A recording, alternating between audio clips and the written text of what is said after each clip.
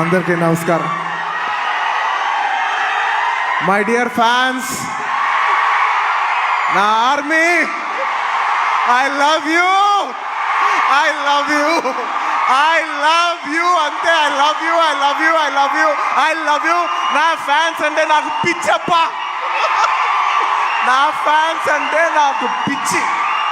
Thank you, thank you, thank you, thank you. నేను ఎప్పుడు అంటుంటాను, ఏదైనా హీరోని చూసి అందరు ఫ్యాన్స్ అవుతారు.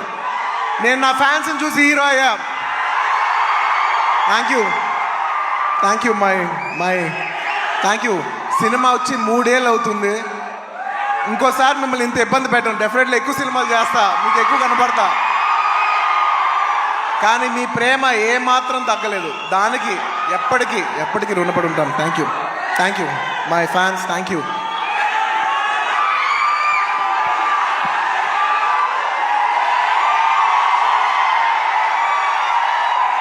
Thank you.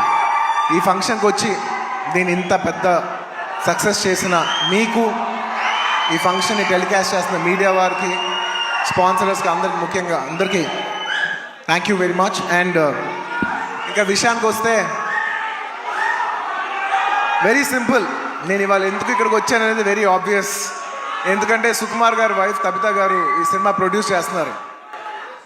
పుష్ప 2 లాస్ట్లో చెప్తా, అది డెజర్ట్ లాంటిది. అది లాస్ట్లోనే చెప్పాలి, అది లాస్ట్లోనే తినాలి.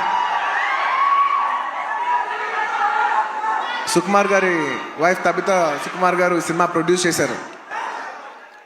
ఆబ్వియస్లీ ఆవిడ మేము క్లైమాక్స్ షూట్ చేస్తున్నాం. ఆ రూమ్ లోపలికి వచ్చి ఆవిడ ఒకటే మాట అన్నారు, నేను ఇలా సినిమా ప్రొడ్యూస్ చేస్తున్నాను, ఎలాగో సుకుమార్ గారు వస్తారు, నేను సుకుమారు మీరు గారు కాకుండా మిమ్మల్ని కాకుండా నేను ఇంకెవరిని అడుగుతాను అన్నారు.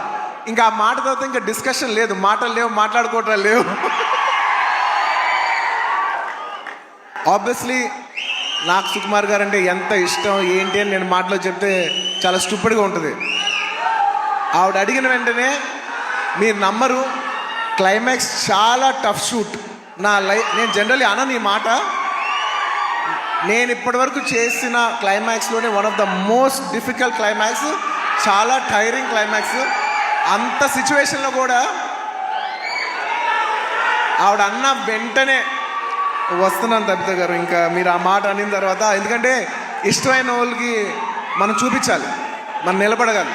యూనో మన ఫ్రెండ్ అనుకో, ఇంకోళ్ళు అనుకో, మనకు కావాల్సిన వాళ్ళు అనుకో, నాకు ఇష్టమైతే నేను వస్తా, నా మనసుకు నచ్చితే నేను వస్తా. అది మీ అందరూ తెలిసిందే. పొద్దున్న 6ంటికి రాత్రి లావణ్యతో మాట్లాడి కొంచెం టెన్షన్గా ఉంది అని అంటుంటే, నాకు మార్నింగ్ 6:30కి ఒక ఫోన్ వచ్చింది. అదే మా అన్నయ్య రామ్ చరణ్. ఆ అన్నయ్య ఫోన్ చేసి, మా అన్నయ్య నోరు తెరిచి 10 మాటలు చెప్పక్కర్లేదు, పక్కన కూర్చొని భుజం మీద చేయేస్తే నాకు అదే 100 ధైర్యం, అదే నాకు 100 కోట్లు. మా అన్నయ్య సపోర్టు, మా అన్నయ్య ఒక ఎమోషనల్గా నాకు ఎప్పుడు ఒక సపోర్ట్గా ఎప్పుడు ఉన్నాడు. So thanks Charan. అండ్ ఇంకొకటి, అది గ్యారంటీ భయ్యా, బాబాయ్ మా పెద్దనాన్న ఇక్కడ ఉంటారు. అంటే బయట జనాలు, నేను ఈ మధ్యన కొన్నిసార్లు చూస్తాను ఏంటంటే, ఏంటి ఎంతసేపు మీ వాళ్ళ గురించి మాట్లాడుకుంటాం అంటే, అయ్యా మా పెద్దనాన్న గురించి, మా బాబాయ్ గురించి, మా అన్నయ్య గురించి నేను మాట్లాడతాను, అది నా ఇష్టం.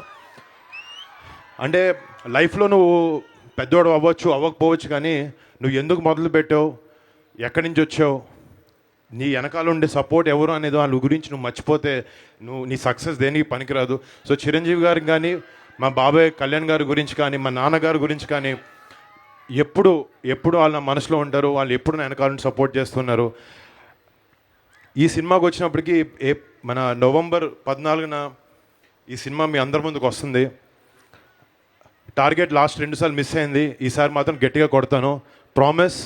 నేను మామూలుగా మాటలు చెప్పే వ్యక్తి కాదు, కానీ ఈసారి సినిమా చూసి కొంచెం నమ్మకంతో ఉన్నాను. మీ అందరికీ సినిమా నచ్చుతుంది, రేపొద్దున మిమ్మల్ని అందరిని అలరిస్తామని ఒక ఆశతో అందరికీ పేరు పేరున మళ్ళీ బిగ్ థ్యాంక్స్.